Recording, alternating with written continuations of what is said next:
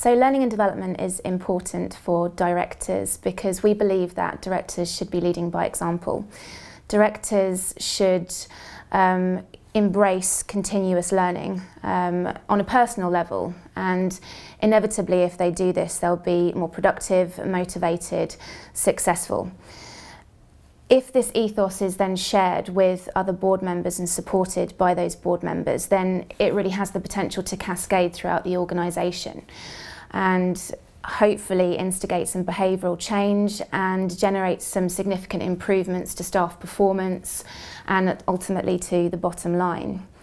Now, continuous learning will inevitably involve some personal investment on behalf of the director, but this doesn't always necessarily mean spending more money or adding more additional hours to your very busy working week, or even completing lengthy written learning logs.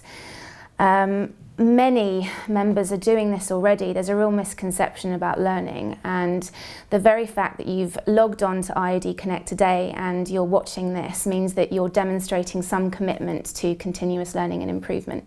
Learning is really a journey. It's not an event or series of events. Learning shouldn't cease just because you've reached a certain level of experience, seniority, or even due to your age. So continuous professional development, or CPD as it's commonly abbreviated to, can be any learning activity designed to enhance your skills, your knowledge, your competence, or generally your career progression.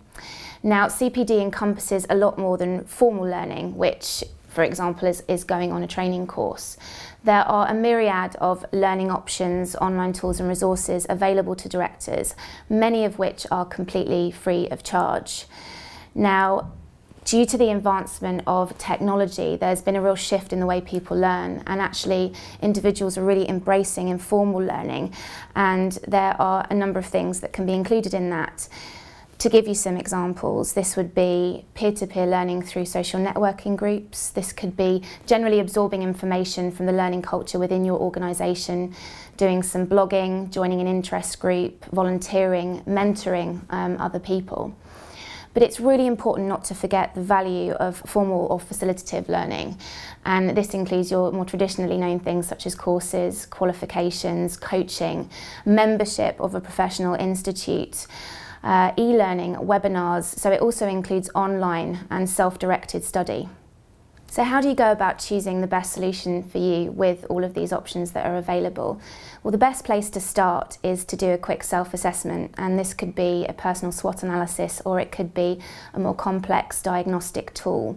What you're trying to do is to identify the areas where you need development, that you need to learn, and then try and actually change these into learning objectives and imagine what the perceived outcome of that objective would be. Then try and attribute some timescales. This is a great way of maximising the possibility that you'll actually achieve these objectives.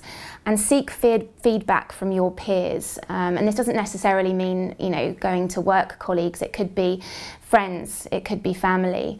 Look to your direct reports, and if relevant, ask your manager for their opinion as well. Another thing to look at is, will this learning solution benefit other people within your organisation? If that's the case, then maybe an in-house solution would be one more cost-effective and also more relevant, because you could tailor it to the audience and to your organisation. Now, many of our members opt for a number of different development routes, but probably the most popular would be obtaining a qualification. It would be attending some of our more specialist courses around their role on the board, or developing a skill. Many become executive coaches. Many want to mentor aspirant directors. Many want to become trainers themselves. Popular at the moment is becoming a non-executive director. Now, all of these routes reap and offer a range of rewards, but they all share a common theme, and that is director development.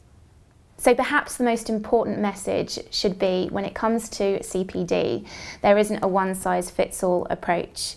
The options that I've talked to you about today give you the freedom and the flexibility to blend informal and formal learning options to suit you, where you're at in your career and your particular circumstances.